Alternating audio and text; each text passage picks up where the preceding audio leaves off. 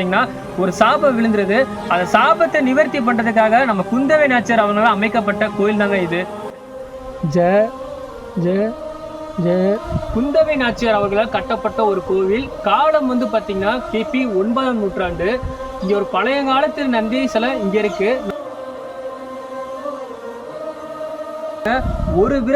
ஒரு விரல் அளவுள்ள சிற்பங்கள் செதுக்கப்பட்டிருக்குன்னு சொன்னாங்க.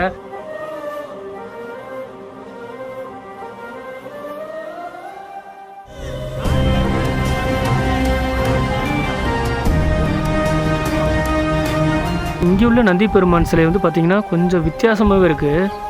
ஏன்னா ஹைட்டு சரி.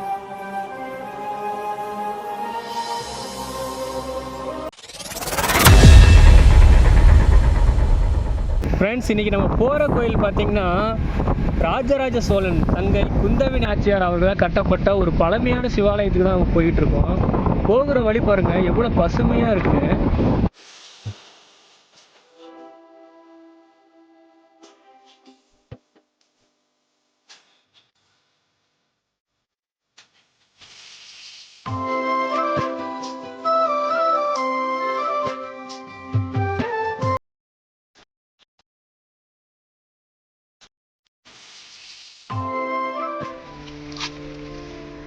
அமலேஸ்வரர் கோவில்.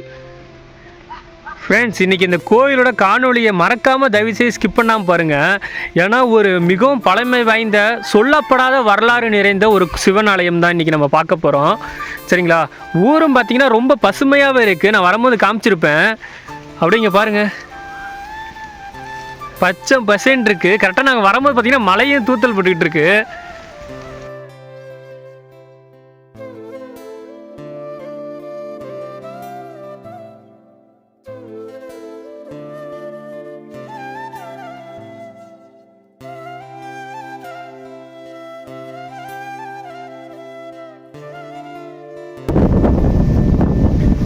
ஃப்ரெண்ட்ஸ், ஒரே கோயிலுக்கு வந்தாச்சு. எனக்கு ரொம்ப சந்தோஷமாக இருக்குது. கோயில் பூட்டிருக்குன்னு நினைக்கிறேன்.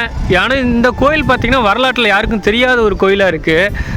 நம்ம ஒரு அண்ணனுக்கு கால் பண்ணியிருக்கேன், அந்த அண்ணன் வரேன்னு சொல்லியிருக்காங்க.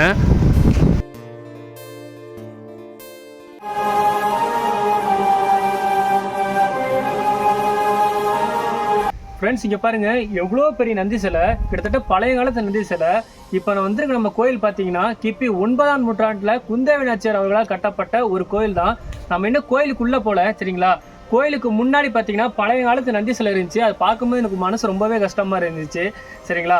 ஏன்னா நம்ம முன்னோர்கள் வழிபட்ட நந்தி சிலை பார்த்தீங்கன்னா ஊருக்கு ஒதுக்கப்புறமா சரிங்களா கோவிலுக்கு வெளியே வச்சுருக்காங்க. ஆனால் இந்த நந்தி சிலைக்கு பதிலாக ஒரு புதிய நந்தி சிலை வச்சுட்டாங்க. சரிங்களா? ஆனாலும் ஒரு இப்போ பழைய நந்தி சிலையை இன்னும் பராமரிக்காமல் அப்படியே வச்சுருக்க ஒரு மனசு ரொம்பவே கஷ்டமாக தாங்க இருக்குது. சரிங்களா? இங்கே பாருங்கள், இதுக்கு இருக்கப்பட்ட இடமே பாருங்கள் எப்படி இருக்குன்னு. சுற்றி இந்த மாதிரி ஒரு புதர் முண்டி போய் ஒரு பகாடஞ்ச மாதிரி இருக்குது. சரி, இந்த உள்ளுக்குள்ள போக முடியல. ஏன்னா என்னென்ன பூச்சிகள்லாம் இருக்குன்னு தெரியல. போக பயமாக தான் இருக்குது. ஆனால் இந்த மாதிரி ஒரு இடத்துல இருக்குது. நீங்களே அந்த நந்தி உருவமை ஃபுல்லாக நான் உங்களுக்கு காட்டுறேன். நீங்களே பாருங்கள்.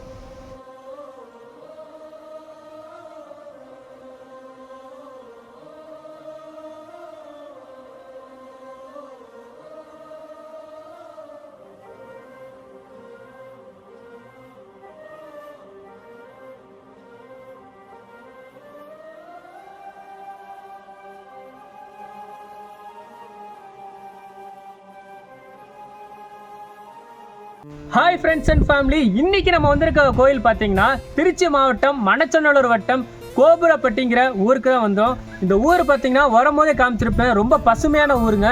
அதுவும் இல்லாமல் இந்த கோயிலை பற்றி சொல்லணும்னா ராஜராஜ சோழன் தங்கை குந்தவை நாச்சியார் அவர்களால் கட்டப்பட்ட ஒரு கோயிலில் தாங்க நின்றுக்கிட்டு இருக்கோம். இந்த கோயிலை பற்றி யாருக்கு இல்லை, இந்த ஊர் மக்களுக்கே பார்த்தீங்கன்னா அவ்வளோ தெரியல. அது இல்லாமல் இந்த கோயிலுக்குள்ளே என்னென்ன ஆச்சரியங்கள் இருக்குது, அது இல்லாமல் இந்த கோயிலுக்குள்ளே என்னென்ன வரலாறு இருக்குன்னு சொல்லிட்டு நான் சொல்லிடுறேன். அது மட்டும் இல்லாமல் இந்த கோயில் பார்த்தீங்கன்னா கிபி 9ஆம் நூற்றாண்டில் கட்டப்பட்ட ஒரு சிவாலயங்க. இந்த கோயிலை குந்தவை நாச்சியார் ஏன் கட்டினாங்க, அது மட்டும் இல்லாமல் இந்த கோயிலுக்குள்ளே என்னென்ன சிறப்புகள் இருக்குன்னு சொல்லிட்டு நான் போக போக ஒவ்வொன்றா பொறுமையாக சொல்கிறேன். அது இல்லாமல் வெயிட் பண்ணி பாருங்கள். சரிங்களா? வாங்க வீடியோக்குள்ளே போகலாமா? போகலாம்.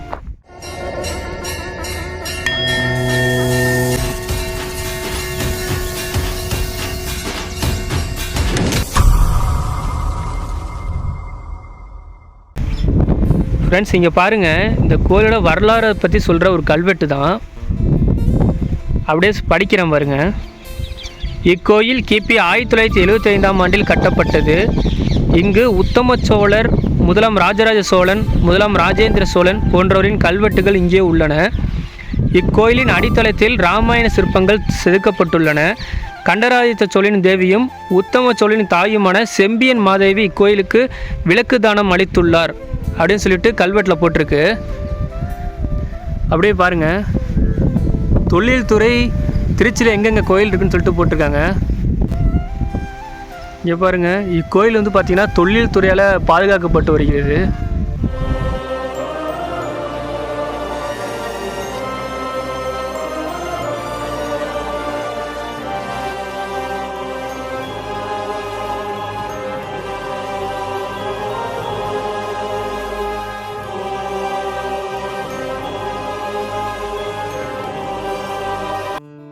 தம்பி, உன்னோட வியப்பு எப்படி இருக்கு இந்த கோயிலை பத்தி?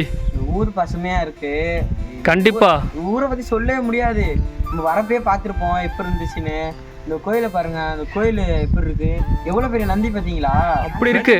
இருக்கும் நந்தி எனக்கு தெரியல, கிட்டத்தட்ட ஒரு 4 அடி இருக்குன்னு நினைக்கிறேன். 4 அடியா? ஆமாம், ஹைட்டு சொல்கிறேன். ஹைட்டு வந்து 4 அடி 5 அடி இருக்குன்னு நினைக்கிறேன் நந்தி. ஒரு கால் தூக்கி நிற்கிது பார்த்தீங்களாண்ணே?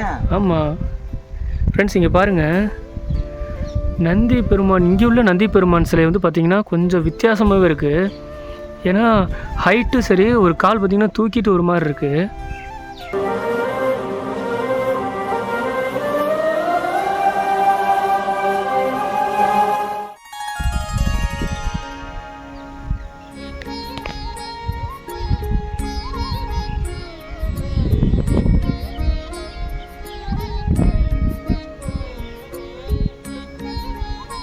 ஃப்ரெண்ட்ஸ், நமக்கு வந்து நம்ம சிவபெருமான் ஆசீர்வாதம் கிடைக்கல இல்லை. நம்ம ஐயருக்கு ஃபோன் பண்ணோம், வரேன்னு சொன்னாங்க. கடைசியில் வந்து பார்த்திங்கன்னா அவங்களுக்கு முக்கியமான வேலை இருக்குதுன்னு சொல்லிட்டு போயிட்டாங்க. சரிங்களா? கண்டிப்பாக நான் இன்னொரு நாள் வந்தால் நான் சிவபெருமான் இருக்கிற கருவறையை காமிக்கிறேன். சரிங்களா? அதுக்கு முன்னாடி கோயிலை சுற்றி பார்த்தீங்கன்னா கம்ப ராமாயணத்தில் வர சிற்பங்கள் செதுக்கப்பட்டிருக்குன்னு சொன்னாங்க. அது மட்டும் இல்லைங்க, ஒரு விரல் அளவுள்ள சிற்பங்கள் செதுக்கப்பட்டிருக்குன்னு சொன்னாங்க. அந்த ஆச்சரியத்தையும், அது மட்டும் இல்லாமல் கண்டராதித்த சோழனின் தேவியும் உத்தம சோழனின் தாயுமான செம்பியன் மாதேவி இந்த கோயிலுக்கு பார்த்தீங்கன்னா விளக்கு தானம் அளித்துள்ளார் அப்படின்னு சொல்லிட்டு கல்வெட்டில் போட்டிருக்கு. ஏன்னா அவ்வளோ சிறப்பம்சம் வாய்ந்த இவ்வளோ பெரிய ஒரு கோயில், சோழர்கள் கட்டின ஒரு கோயில் யாருக்குமே தெரியாமல் இருக்கும் போது மனசு ரொம்பவே கஷ்டமாக இருக்குங்க. வாங்க அந்த சிறப்பம்சம் என்னன்னு சொல்லிட்டு கோயிலுக்கு பின்னாடி கல்வெட்டில் இருக்குன்னு சொன்னாங்க. அதில் எல்லாத்தையும் நம்ம ஒவ்வொன்றா பார்த்துடலாம். சரிங்களா?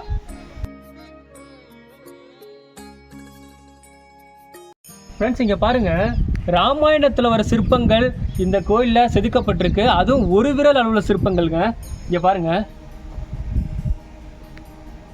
இங்கே இருங்க, நான் ஒரு அளவு எடுத்துகிட்டு வந்திருக்கேன். இங்கே வருங்க, இவ்வளோதான் சிற்பமே இருக்குது. அப்படியே நல்லா பாருங்கள் ஃப்ரெண்ட்ஸ். இங்கே பாருங்கள், இந்த சிற்பம் பாருங்கள், அதே தான் ஒரு விரல் அளவுள்ள சிற்பங்கள்ங்க. உங்களால் நம்ப முடியுதா? இந்த சிற்பத்தில் பார்த்தீங்கன்னா 2 ஆண்கள் இருக்காங்க. இடையில வந்து பார்த்தீங்கன்னா ஒரு பெண் உட்காந்துருக்க மாதிரி இந்த சிற்பம் வரைஞ்சிருக்கு. எவ்வளோ ஒரு துல்லியமான அறிவு வந்து அப்படி இருக்கணும். ரொம்ப வியப்பாக இருக்குங்க இதெல்லாம் பார்க்கும்போது. அப்படியே பாருங்க, அது மட்டும் இல்லாமல் இங்கே இருக்க கல்வெட்டுகள்.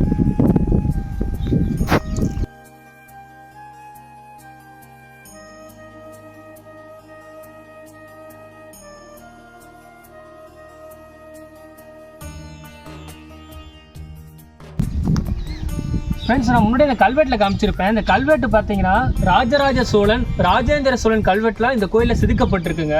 அப்படியே இங்கே வாங்க, ராஜராஜ சோழன் சொல்லிட்டு கல்வெட்டில் எனக்கு தெரியல, ஆனால் இங்கே பாருங்க, இது ரா ஜ ஜ ஜ தே வா, இது என்னன்னு தெரியல.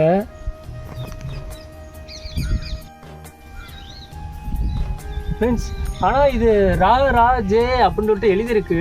ஆனால் இந்த கல்வெட்டுலாம் பார்த்தீங்கன்னா நான் முன்னாடியே போட்டிருப்பேன், தொழில்துறை சொல்லியிருக்காங்க. சரிங்களா? ஏன்னா இவ்வளோ பிரமிப்பாக இவ்வளோ ஆச்சரியமாக இருக்கும் போது யாருமே மறந்துடக்கூடாதுங்க நம்ம வரலாறை. சரிங்களா? அப்படியே ஃபுல்லாக வரலாறு தான்.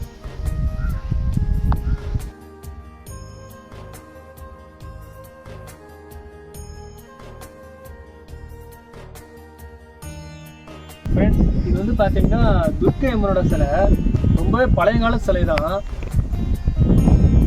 ஃப்ரெண்ட்ஸ். அது மட்டும் இல்லாமல் இங்கே பாருங்க, இது குதிரை மனுஷர்கள், ஒரு மனிதன் வந்து குதிரையை மட்டும் வர மாதிரி அப்படியே ஓவியப்படம் இருக்கு. அப்படியே பக்கத்துலேயே பாருங்க, ஒரு மனிதன் அப்படியே குதிரையில் உட்காந்து வர மாதிரி ஓவியம் செதுக்கப்பட்டிருக்கு.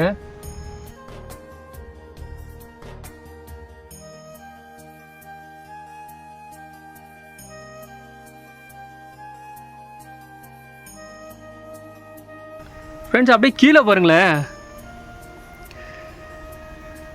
மகளிர் வந்து 3 மகளிர் ஒன்றா இருக்காங்க. பக்கத்தில் வந்து 2 பேர் உட்காந்துருக்காங்க. அந்த புகைப்படம் இருக்குது. இங்கே பாருங்கள் யானையோட புகைப்படம். ஃப்ரெண்ட்ஸ் இங்கே பாருங்கள், அது யாரும் பக்கத்தில் ஒரு ஆண் நிற்கிற மாதிரி இருக்குது. பக்கத்தில் வந்து ஒரு அம்மன் வந்து ஒரு சூலாயத்தை எடுத்துகிட்டு போகிற மாதிரி இருக்குது.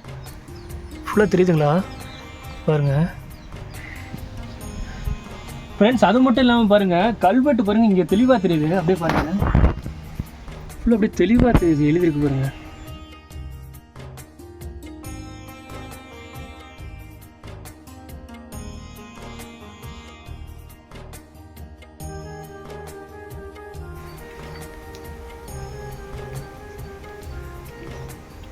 ஃப்ரெண்ட்ஸ் தூண்களில் தெரியுதா உங்களுக்கு?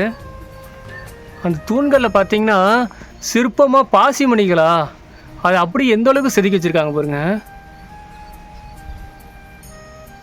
ரொம்பவே ஆச்சரியமாக இருக்குங்க.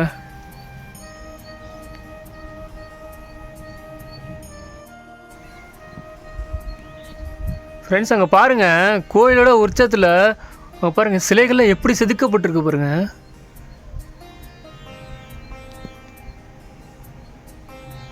இந்த கோயிலை பாருங்க, என்னடா சின்னதா இருக்குன்னு நினைக்காதீங்க. ஏன்னா சின்னதா இருக்க கோயில் எல்லாமே வரலாறு ரொம்பவே பெருசுங்க. ஏன்னா அவ்வளோ சிற்பங்கள், அவ்வளோ வேலைப்பாடுகள் இந்த கோயிலில் இருக்கு. இந்த கோயிலோட வரலாறு என்னன்னு பார்த்தீங்கன்னா, நம்ம குந்தவை நாச்சியார் ராஜராஜ சோழனோட தங்கச்சி. பார்த்தீங்கன்னா நம்ம ராஜராஜ சோழன் நிறைய போருக்கு போயிட்டு நிறைய உயிர்கள் கொள்றதுனால நம்ம ராஜராஜ சோழன் மீது பார்த்தீங்கன்னா ஒரு சாபம் விழுந்துருது. அந்த சாபத்தை நிவர்த்தி பண்ணுறதுக்காக நம்ம குந்தவை நாச்சியார் அவங்களால அமைக்கப்பட்ட கோயில் தாங்க இது. சரிங்களா? அவ்வளோ பழமை வாய்ந்த, அவ்வளோ அற்புதம் வாய்ந்த கோயிலுக்கு நம்ம வந்து இன்றைக்கி வழிபடுறோம். நம்ம வந்து இந்த சிற்பங்கள்லாம் தொட்டு பார்க்குறோம்னா நம்மளுக்கு இறைவன் பார்த்திங்கன்னா நம்மளுக்கு ரொம்பவே கொடுத்து வச்சுக்கணும்னு நினைக்கிறேன். சரிங்களா?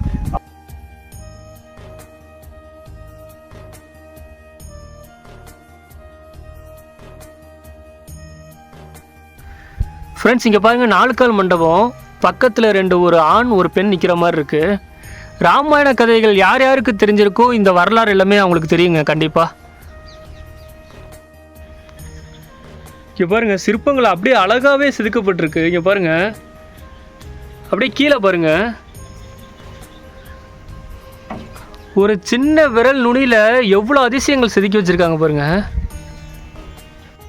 கோயிலுக்கு வந்து நீங்கள் சிவபெருமானை வழிபடுறதுனால உங்கள் வாழ்க்கையில் தீராத பிரச்சனைகள், தீராத நோய்கள் இருந்தால் தீந்துருங்கிறது ஒரு மிகப்பெரிய நம்பிக்கையாக இருக்குது.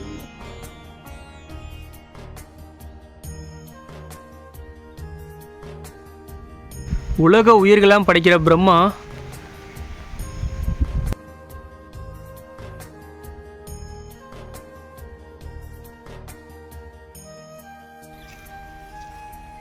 இப்போ பாருங்க, சிற்பங்கள் தான் அதிகமாகவே இருக்குது கோயிலில்.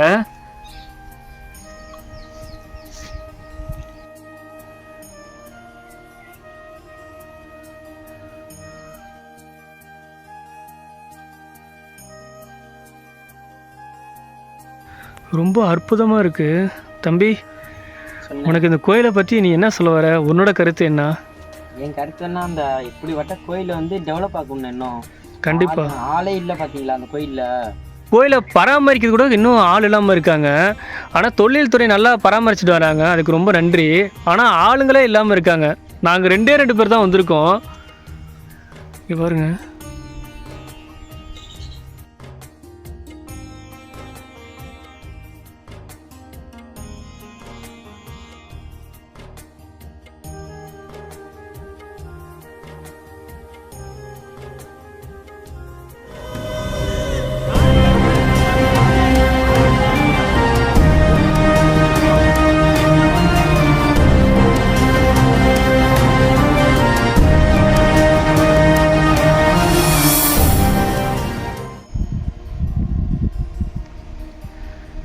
நல்லா குண்டுக்கு தம்பி. ஃப்ரெண்ட்ஸ் அங்கே பாருங்கள், சிற்பங்கள்லாம் பாருங்கள், ஒவ்வொரு சிற்பங்கள்லாம் அதிகம். நீங்கள் பாருங்க ஈரமாக இருக்குண்ணே. ஆ அப்படியே நீங்களும் பாருங்கள். அப்படியே அங்கே பாருங்கள், அந்த கேப்லாம் இருக்குது. கோயில் டேமேஜாக இருக்குன்னு நினைக்கிறேன். கோயில் ரொம்ப டேமேஜாக இருக்கு போலண்ணே. ஆமாம் தம்பி. இப்பயே வயலுக்குள்ள கோயில் இருக்கு. இப்போ நம்ம முன்னாடி காலத்தில் கோயில் எப்படி இருந்திருக்கும்? கண்டிப்பாக. ஏன்னா இந்த காலத்தில் வயல்வெளிக்கு நடுவில் இருக்குன்னா, முற்காலத்தில் வந்து பார்த்தீங்கன்னா ஃபுல்லாக இடமா இருந்திருக்கும், இடத்துக்கு நடுவில் இருக்கும். முற்காலத்தில் இன்னும் பசுமையாக இருந்திருக்கும் தம்பி. பா ஃப்ரெண்ட்ஸ் இங்கே பாருங்கள். ஃப்ரெண்ட்ஸ் இங்கே ஏணி போட்டு வச்சுருக்காங்க. கோயில் வந்து மழை பெஞ்சா அது மாதிரி உள்ளே வந்து நனையும் போலுக்கு. அதுக்காண்டி இங்கே பாருங்கள் ஃபுல்லாக ஈரமாக இருக்குது. அதனால் பராமரிக்கிறதுக்காக போட்டு வச்சுருக்காங்கன்னு நினைக்கிறேன்.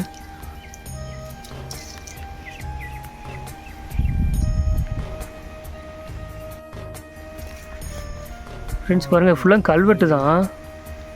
தம்பி உனக்கு கல்வெட்டு படிக்க தெரியுமா? படிக்க தள்ளுடே, ஏதோ ஒரு 2-3 லெட்டர் புரியுதுண்ணே. அப்படியே இங்கே பாருங்க, இங்கே வருங்களேன், இது புரியுது பார்த்தீங்களா உங்களுக்கு? ஆமாம், சி லா தி அப்படின்னு சொல்லிட்டு எழுதியிருக்கு கல்வெட்டு.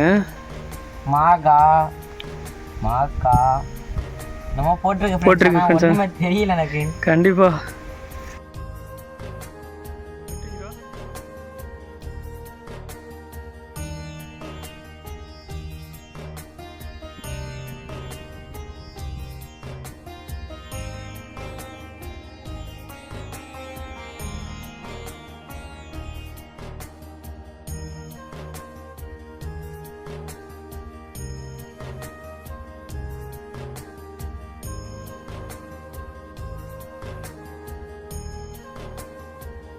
ஃப்ரெண்ட்ஸ் ஒரேடியாக இந்த கோயில் வீடியோ முடிச்சுக்கலாம். ஏன்னா பார்த்துங்க, மழை ரொம்ப பெய்ய ஆரம்பிச்சிருச்சு.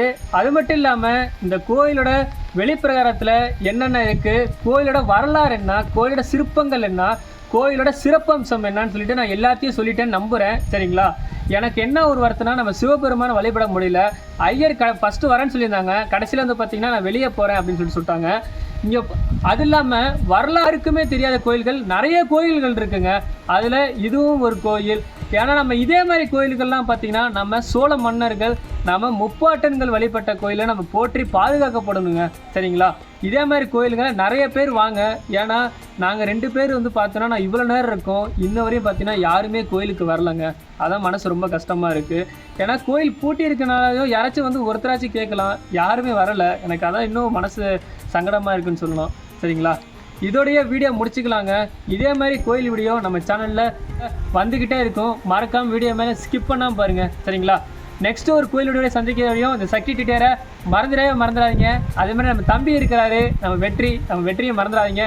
நெக்ஸ்ட்டு ஒரு கோயில் வீடியோ உங்களை பார்க்குற வரையும் வீடியோ முடிச்சுக்கலாமா? பாய் பாய் பாய்.